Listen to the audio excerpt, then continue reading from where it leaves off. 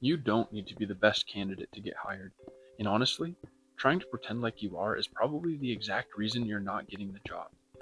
Now, I'm not some professional internet guru who thinks they know everything, but I am a 24-year-old who just graduated from college and was able to get over 5 job offers from some of the most difficult companies in the financial sphere of the job market, including Goldman Sachs. So I actually want to share what I did in my interviews to actually land the job, despite probably being less smart or qualified than many of the hundreds of thousands of other applicants. I hope this video is interesting and able to provide some value for you, because whether or not you're looking for a job right now, at some point in your life you will. So first, most people walk into interviews thinking, I need to prove I'm the most qualified person here, or they think they need to convince employers they are, even if they're not. So what do? They over-explain everything. They try to sound perfect. They hide anything they're unsure about. And this typically comes from feeling like they're just not enough yet, or they really need to earn the job in that moment. I used to do this all the time and didn't get jobs or internships I wanted in high school and at the beginning of college. And it's not just me. I've seen super qualified people miss out on jobs because of a few of these things, even when they were the better candidate on paper. And after seeing this time and time again, here's the realization I had. Interviews aren't actually about who's the most qualified. If that was all that mattered, interviews wouldn't exist and people would get hired based on resumes alone. So now that we've cleared that up, employers are not asking who's the most impressive on the paper. What they are asking is, who do I trust to figure this out? Now, why is that? Well, I think it's a couple things. One, most jobs are learn as you go anyway, although you still need the basic skills, right? So when you get hired for a job, they don't expect you to just slot in there without any training and just know what to do. Now, you do need a specific base of knowledge, right? Like some jobs, if they require coding, you need to know coding. If they require Excel use, you need to know Excel. Like you need the basics, but you really don't need much more than the basics because they're probably just going to train you on the job anyway.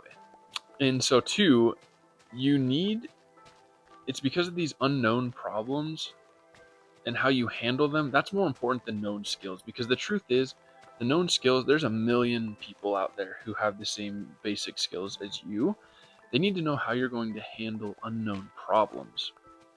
So when you're in an interview, you don't want to get locked into over trying, because then you're signaling to the interviewer that you're nervous, that you're insecure, maybe you're lacking confidence, and they pick up on it easier than you think. Because I know personally, because it's happened to me. So let's dive a little deeper on why trying to seem like the best backfires. So first, over-explaining leads to a lack of clarity. And I used to ramble a lot, and not only does it make you less credible, but it burns time in the interview. And this is something that I'm still actively working on. I am probably over-explaining and rambling in this video a little bit, but hey, I'm still working on it. Two, talking too much.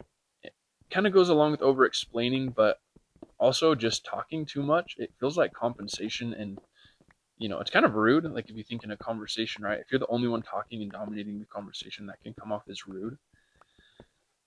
And so alongside that, number three, trying to be perfect means that you're projecting that you are inauthentic, right? I mean, nobody's perfect, let's be honest.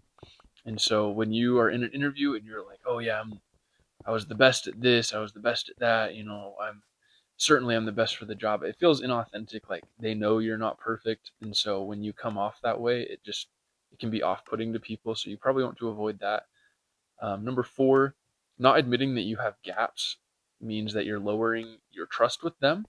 So if you act like you're perfect and you've never made a mistake, they just are going to trust you less, obviously. I mean, again, going back to the last point, nobody's perfect. So, and it's not bad to admit you have a mistake or you have something that you're working on, because they can see you're a human. They can see that you're having metacognition, which metacognition means you're thinking about thinking. And they like that because that means you're trying to learn, trying to grow. And so, it just comes down to like what I said in my other video on a similar topic to this. Interviews are a trust test. So, look, if it's not actually about being the best, what actually works? Well, here is what I think, and here's based on my experience what works. So you need to think like somebody who already has the job, right? You need to be personable. You need to be interesting to the interviewer, and you need to be interested in the interviewer. Treat them like a human too. Chat with them. Don't be too casual, but be friendly and human, not a robot. You want to be memorable, right? If you think about some of these jobs, they're interviewing hundreds to thousands of people. If you just check all the boxes, there's like probably 1,000 other people who are just checking all the boxes. So you need to be unique. You need to be human. Make something, unique about yourself. I talk about how I like pottery. I put that on my resume. I talk about it. Or other hobbies. You could talk about video games. You talk about anything that you have a hobby in that just makes you unique. And that version of you doesn't rush to prove everything.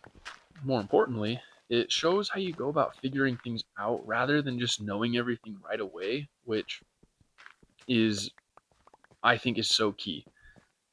It's a version of you that's comfortable pausing.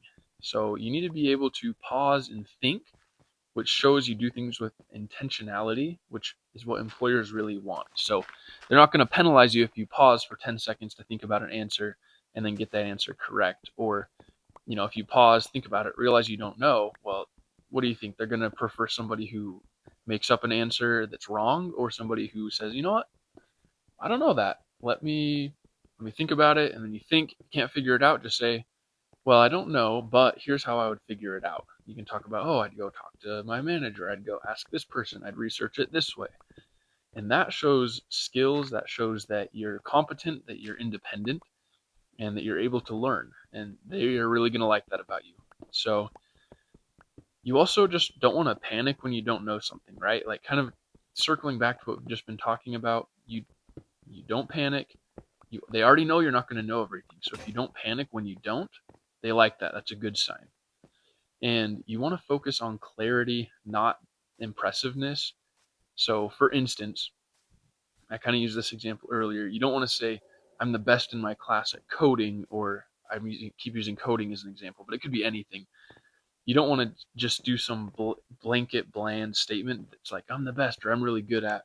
You want to give an exact, like, you want to use numbers specifically. If it's on your resume with numbers, you want to be able to talk about that. So you could say, I built a database in X amount of time that can do X, Y, Z. And so when you start thinking this way, your answers completely change and you give off a whole different vibe of, professionalism and friendliness, and it's really good, and they really like it. It's going to help you go a long ways. So I just want to touch on these couple things. So when you don't know something and they ask you and it seems really important, you want to just say, you want to admit that you don't know and say, here's how I'd figure it out. You actually can bring up mistakes on your own too, though, because this emphasizes learning and improvement, and it teaches them that, okay, well, if this person makes a mistake, here's how they're going to bounce back from it. So that can be really good. And you need to keep answers tight. You don't want to ramble. I still need work on this. I keep rambling in this video, but hey, that's okay. And then you also want clarity over volume. So just be clear. You don't need to yell. You don't need to talk too fast. Just be clear with what you're saying.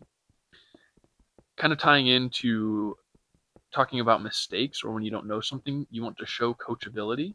You want to show that you're able to listen, adapt, and take feedback. So when they're talking to you, actively listen, ask questions about them, learn about them, and show in your stories that you talk about or examples that you are able to take feedback and adapt to it really quickly and learn from it. So the last thing I want to touch on here is that you want to treat your interview like a conversation, not a performance, because you're also learning about them and the company too. I've had some interviews where I learned that, hey, I don't want to be at this company. This job sounds like it sucks.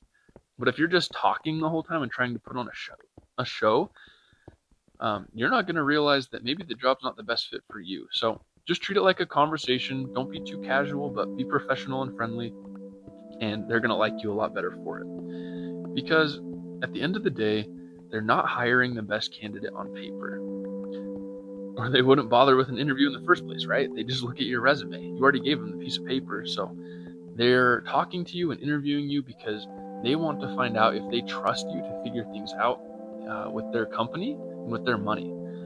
And so the person that they're going to pick usually isn't the person trying the hardest. It's the one who feels like they don't have to. So Thank you for watching. I hope you found some value in this video. I'm brand new to YouTube. I'm really having a fun time. So if you guys have any tips, drop them down below. I'm trying to build a community of like-minded individuals striving to reach their goals together. So if you have video ideas or topics you want me to cover, things you want me to talk about, drop them down below. And thank you so much for watching. Have a great day.